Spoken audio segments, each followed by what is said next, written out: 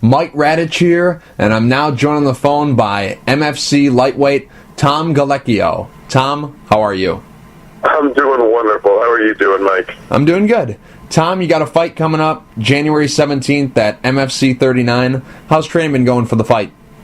Training's been going fantastic. I'm very excited to get back in the ring again. Mm-hmm. Tom, I'm just curious, is Team Quest, Team Quest is the gym you train at, but is Team Quest still called Team Quest, or does it have a new name? Because I keep seeing Dan Henderson's Athletic Fitness Center as the name. Is that the new name, or is it still Team Quest? No, Team Quest is the name of our pro team, as well as the other gyms we're affiliated with. Okay. But Dan Henderson Athletic Fitness Center is kind of like the mothership. It's a giant new facility our fight team's still called Team Quest. At the end of the practice, we're still yelling Team Quest. It's the name that we all the fighters represent. But Dan Henderson Athletic Fitness Center is just this big, huge MMA gym that Dan built, and that's what he put the name on it because he didn't want to scare people away. Mm-hmm. We're doing yoga, Zumba, kettlebells now. He's trying to build a business. Mm-hmm. Yeah, because I wasn't sure, because I remember there was a lawsuit going on a while back about the name. I thought maybe that was the reason why there was a new name, but it is still Team Quest. And just curious, you mentioned the facility. Is it still the same gym he's always had, just with a different name on it, or is it a new facility? No, a new facility, Dan. Oh, really? 20, I don't even know. It's over 20 to 30,000 square feet facility. It's beautiful, full-size cage, tons of mat space, tons of bags, tons of weight equipment, functional strength equipment. It's really a one-stop shop, and it's very open to anybody who wants to come out. Oh, I see. How old is the gym? The new one? Yeah, the new one. How old is the new gym? I think it's about 6 months old. Oh, okay. And how long have you been training at Team Quest? I've been here about 2.5 years. Oh. It'll be 3 in about August. Oh, okay. I see. And now you have a lot of teammates that just fought or will be fighting. You have a teammate that's fighting on the same card that you are fighting. So what's the training like when you got all these guys at your gym that have to get ready for fights? Is it, does it make for better training when you got guys who are kind of trying to peak at the same time? Yeah, our training's like the circus. It's intense. It's just very well managed. Everybody's a team player. A lot of people have been coming in and working with me and helping me out. A lot of the coaches have been taking their time and get me ready for this big occasion. Mm-hmm. And helping Mehdi get ready, not at its last minute, but we're always ready and we're always willing to take fights. Mm-hmm. This training camp that you're in right now is was smack dab in the middle of the holiday season. Just curious, what was your holiday season like with having a fight around the holidays? You know what? My family all lives in New Jersey. Oh. It's just me out here, and my teammates are out here, so my holidays are very short-lived out here, so it's how should I put this? I have to work anyway, so it wasn't really much of a holiday. Oh, I see. What's your second job? Oh, I'm a bartender at the biggest casino in California called Pachanga. Oh, is that the casino in Temecula where they've had the Bellator events, or is that a different one? Yep, that's the one where they have the Bellator events. Oh, I see. Anyways, going back to your fight that you got coming up, January 17th, you're going to be taking on Kurt Southern. What are your thoughts about him as an opponent? Well, he's the number one lightweight in Canada. I believe I'm the number one lightweight in the world. And this is my chance to really prove myself. I got to get through Kurt Southern first. He's a tough challenge ahead of me. I won't be taking anything for granted. He has all the tools, and if I do what I've been training to do, I've done my part, everything should go swimmingly, and I should be able to take this. Mm-hmm. On paper, it's a very even fight. You guys are both great on the ground. You're both good wrestlers. It should be a very exciting fight, but you wouldn't have taken this fight if you didn't think that you could beat Kurt Southern, so where do you feel you have the advantage in this one? Well, he's an all-around fighter. I'm an all-around fighter. I think I'm just better all around. Oh. Well, wherever the fight goes, I feel like I'll have the advantage. Mm-hmm. Now, I don't want to say something that worries you, but what are some things that he does that you need to be aware of when fighting him? He's got a big right hand. Big right hand. He's got good wrestling. He seems to have good submissions. It shows in his previous fights. Believe me, you ain't going to do anything to worry me. I'm not taking this for granted. I know exactly what he's bringing to the table. Mm-hmm. Now, if you look at the fight from his perspective, what do you think his camp is telling him to do against you? I don't know. It's hard to really guess what he's supposed to do. I'm at a loss, but I'm just trying to worry about my game plan. Mm-hmm.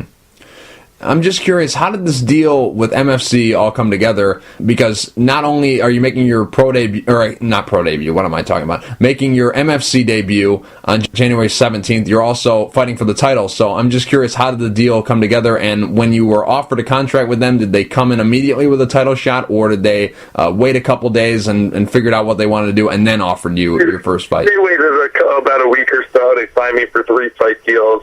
They were saying they didn't really want to sign me, and they were playing that game about not wanting to sign me. And, I've been on a little bit of a slump until recent, and that my world ranking ain't up to par. And then they signed me, and then they give me a title shot. Mm-hmm. And it was kind of weird, but I was more than happy to take it. And I know how good I am, and I think after a while they saw the opponents I beat and realized how good I was. And how much of an exciting fight it would make. Mm-hmm.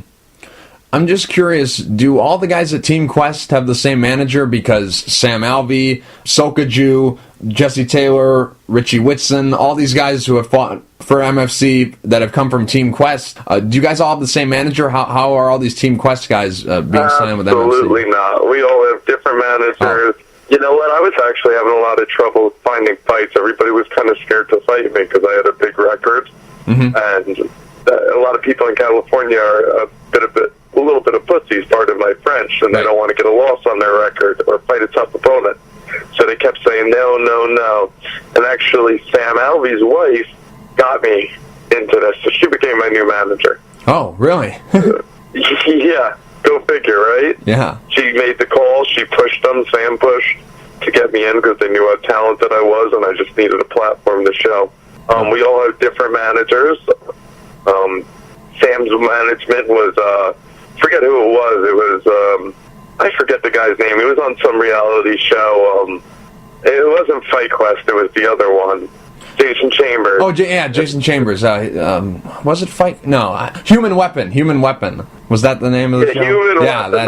That's it. Yeah. Got him in, and from there, they like Sam, and then Sam got me in by really pushing because, my name, for as much as I've done, I don't get the props I feel I've ever deserved. Mm-hmm.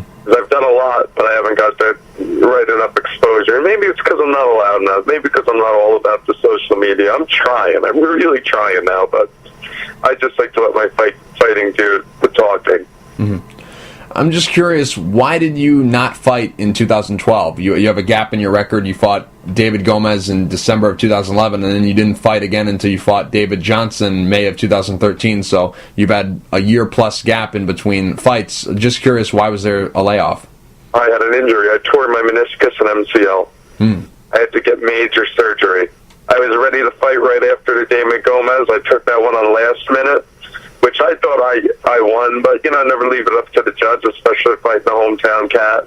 Right. After that, I was ready, full swing of things ready to be number one and prove myself. I was hungry, and then I got injured in practice, and I had to get major surgery. And then I had the biggest fight of my life was recovering from that.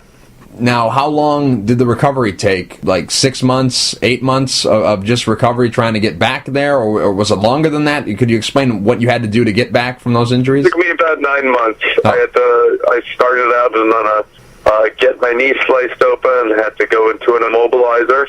Oh, okay. Then after that, I had to be immobilized for so long. I went from crutches, then to a cane, because a cane's a little bit more prestigious. Yeah. Yeah. Than a crutches. Right. It's a little bit more badass. I definitely got laid a few times because of it. So I had that. And then after they took that off, I had one big leg and one tiny leg. I had to learn how to learn how to walk. Still had to use the canes. Then eventually I didn't use the cane and went through physical therapy. I still had the cane when I was in physical therapy. Then I eventually didn't need the cane.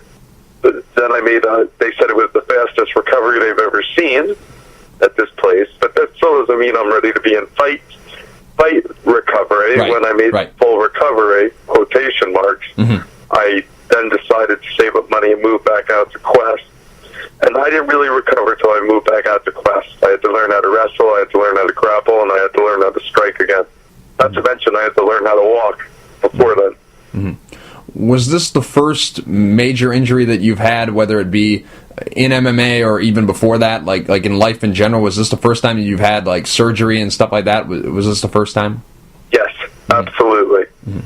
Did you ever have, like when you were a kid growing up or maybe through sports or whatever, did you ever have any broken bones, anything like that, or was this like a whole new experience? I hurt my shoulder. I don't know what happened to it in wrestling, but we just wrestled it off. Oh. It still hurts me to this day. Just curious, why didn't you get that taken care of? You already have all this other stuff. It wasn't too much as major recovering? as Oh, okay. me, but it happened right before districts, and my coach was like, "You want to not go to districts? Do you want to be a pussy?" And no, he's like, "All right, then get out there and practice." And I went out there and I practiced. Who was your coach? Was it your dad? No, no. It was my high school coach. Oh, okay. Lipston. Okay. And you know what? That taught me how to be a man. It wasn't anything too major where I couldn't wrestle, and I wrestled through it. I mean, it still hurts to this day, but that's all right. A lot of things hurt to this day. Now, Tom, I've been looking at your record, and you fought a lot at 170. A lot of the guys on your record are welterweights, so I'm just curious, is this your lightweight debut? Yeah. And for a title? Absolutely. Huh. Not only did I fight welterweights, I fought good welterweights. Oh, yeah. Yep, definitely. Why did you decide to drop to lightweight? Is it for this fight because you're getting a title shot and it's a big organization? No, I was planning on going to 155. Just realizing I'm not big enough at 170 to compete anymore at the highest level, because I know I'm talented. The talent's there. It's just the size isn't there. And it's not like I'm a 45er fighting 55. I'm a 55er fighting 70. That's a little bit bigger of a jump. You're fighting for the lightweight title. Just curious, how many belts do you have? Two. I have the USKBA Championship, Welterweight Championship, and the Ring of Combat Championship. Oh, I see. And I've been curious about this because I've seen a lot of pictures of you, and also I've seen you fight in the past, but I'm very curious about this tattoo that you have. You have like the Ace of Spades with like a number 5 on it. What exactly is that tattoo? What does it mean? It means good luck. Really? Yes. The spade's my lucky suit, 5 is my lucky number. Oh, okay, I see. Yep, that's it. I was. No, it's my gang of midgets. There's 5 of them. Oh, I see.